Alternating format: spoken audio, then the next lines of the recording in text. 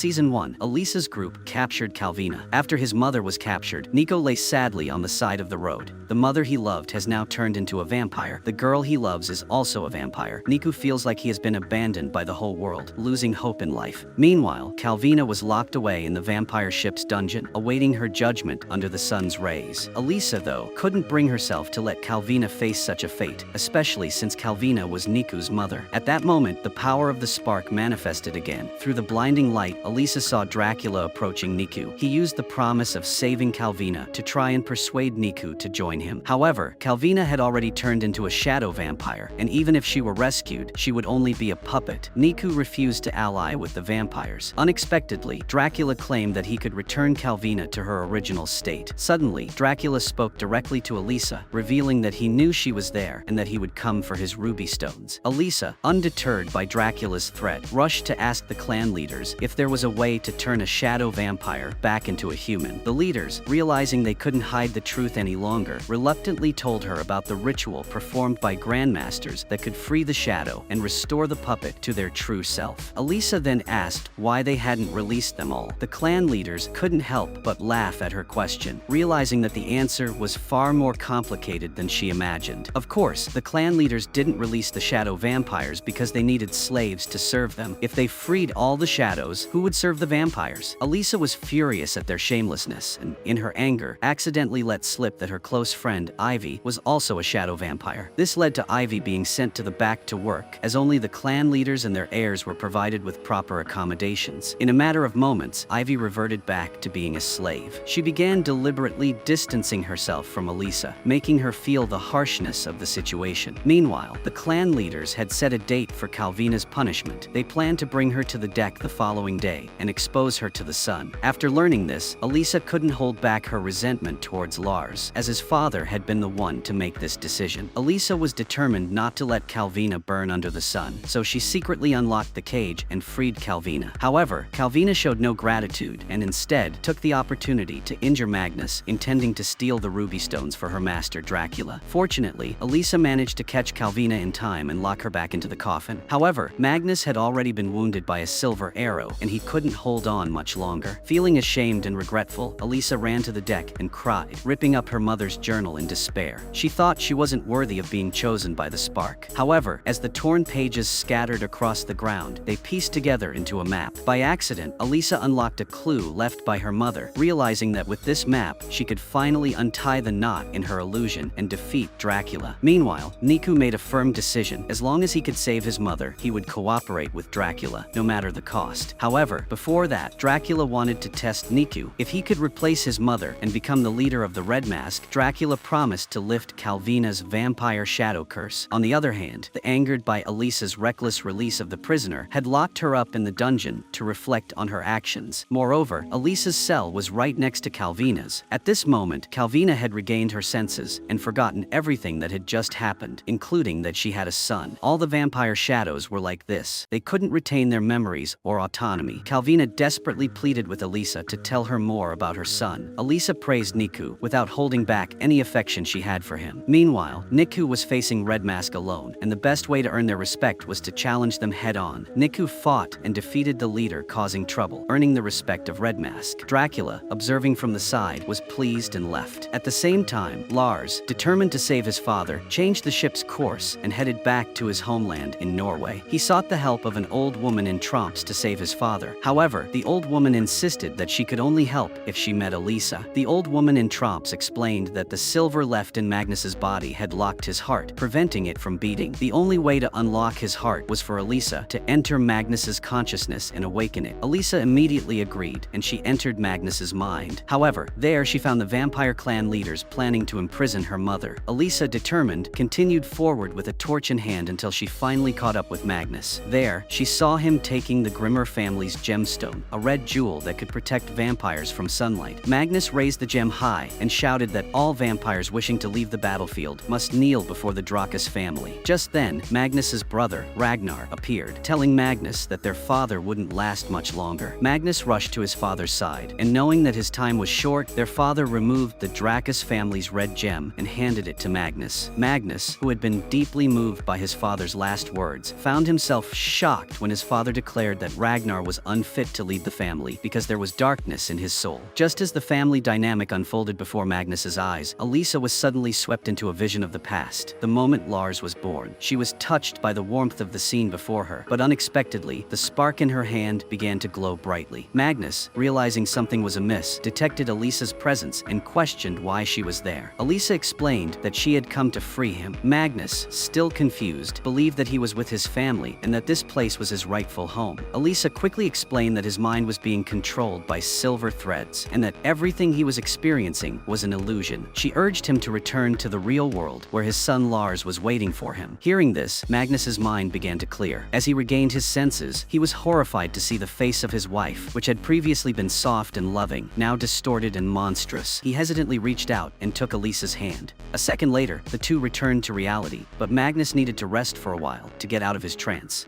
As for Elisa, she still couldn't forget her mother in the illusion. Could it be that her mother was still alive? The next day, Lars made arrangements to have his father, Magnus, taken to the Emerald Forest for treatment. During this time, he would temporarily assume leadership of the family. Ragnar, always present by Lars's side, feigned concern, showing an outward display of support. However, Elisa couldn't forget the warning her grandfather had given her that Ragnar harbored darkness in his soul. She had intended to speak with Lars about this, but before she could, Ragnar called him away for a meeting. With no other choice, Elisa shifted her focus. She needed to investigate her mother's whereabouts. Following the clues in the illusion, she deduced that her mother might be imprisoned in the Eternal Light prison. Lars's eldest sister confirmed that the prison was located to the north of the forest. She was willing to take Elisa there, and Ivy accompanied them as well. At this moment, the three of them were unaware that a mysterious one-eyed man, Abraham, was trailing behind them. Meanwhile, Lars was not swayed by Ragnar's manipulation. On the contrary,